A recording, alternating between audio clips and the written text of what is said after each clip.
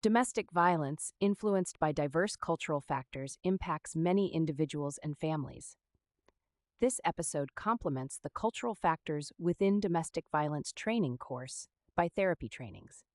It's designed for mental health professionals, counselors, and therapists seeking to deepen their understanding of how cultural dynamics play a role in domestic violence, offering insights to enhance your practice and support for affected communities.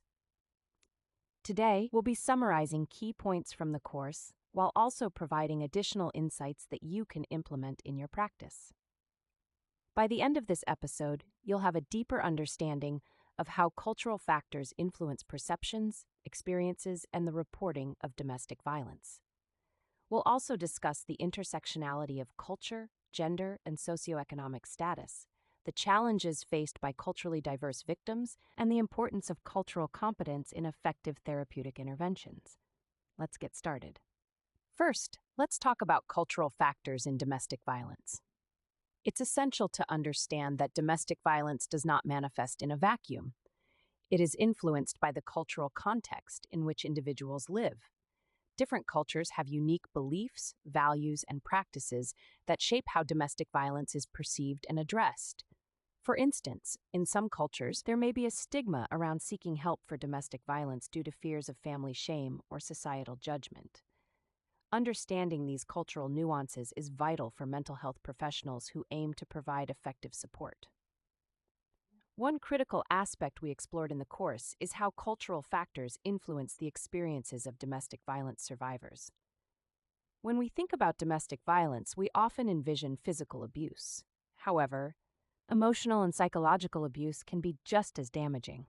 Survivors from different cultural backgrounds may express their experiences in ways that are distinct from what we might expect. For example, some individuals might describe their experiences in terms of family loyalty or cultural expectations rather than focusing solely on the abusive behavior itself. This is why it's crucial for us as practitioners to recognize and appreciate these differences, because how we respond can directly impact the survivor's willingness to seek help. Now, let's consider intersectionality. The course dives into the intersection of culture, gender, and socioeconomic status. This intersectionality is incredibly important when we think about domestic violence. A woman from a marginalized cultural background might face different barriers compared to someone from a more dominant cultural group. For instance, language barriers, lack of access to resources, and limited understanding of legal rights can all contribute to the challenges faced by these individuals. This is compounded by gender norms that may dictate how a woman should act in her relationship or society. Think about it. If someone feels that their culture expects them to prioritize family unity above all else, they may be less likely to report domestic violence or seek help. This cultural conditioning can keep individuals trapped in abusive situations. And that brings us to an essential point. We must evaluate these barriers and challenges to provide appropriate support for culturally diverse victims. Now, let's address some common misconceptions surrounding domestic violence in various cultural contexts. One common myth is that domestic violence only occurs in certain cultural groups, often perpetuated by stereotypes and media portrayals. This is simply not true.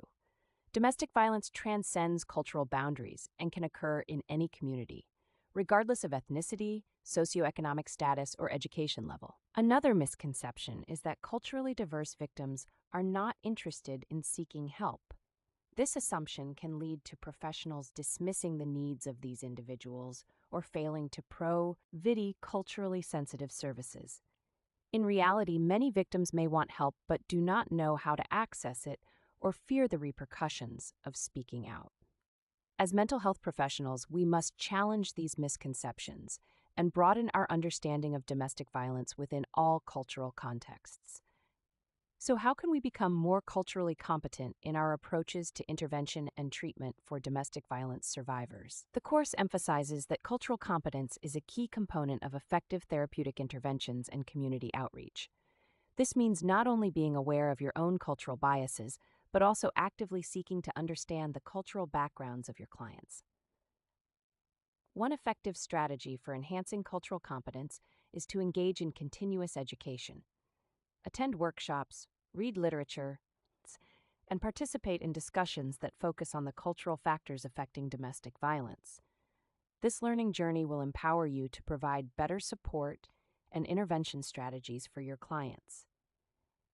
Additionally, integrating culturally sensitive and inclusive strategies into your practice is essential. This can include adapting your therapeutic techniques to align with the values and traditions of your clients. For instance, if you're working with a client who values family input in decision-making, consider involving family members in the therapeutic process, provided the survivor is comfortable with it. Another important aspect is to recognize the culturally specific signs and manifestations of domestic violence. These signs may not always look the same across different cultural groups. By educating yourself about these differences, you can better support your clients.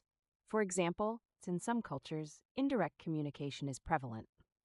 A client may not openly express their distress or talk about their experiences with violence directly.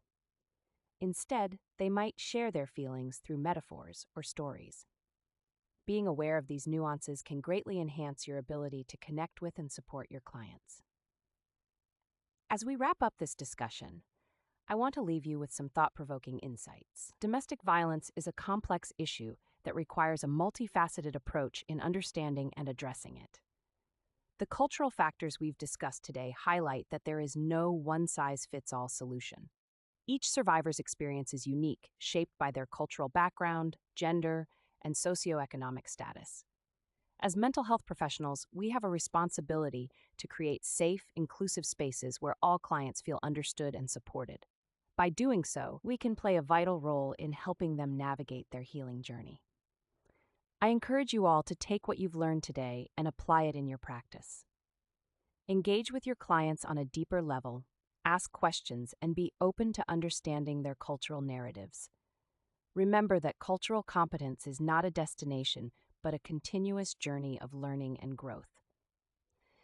If you're interested in delving deeper into the cultural factors surrounding domestic violence, I highly recommend checking out the course Cultural Factors Within Domestic Violence Training, offered by Therapy Trainings.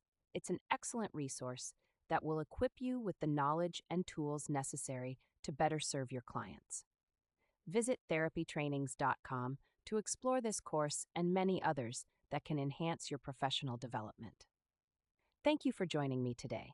I hope you found this episode insightful and thought-provoking. Remember, every conversation we have about domestic violence can contribute to breaking the cycle and fostering a more compassionate understanding of this critical issue. Until next time, take care and continue the important work you do in supporting those affected by domestic violence.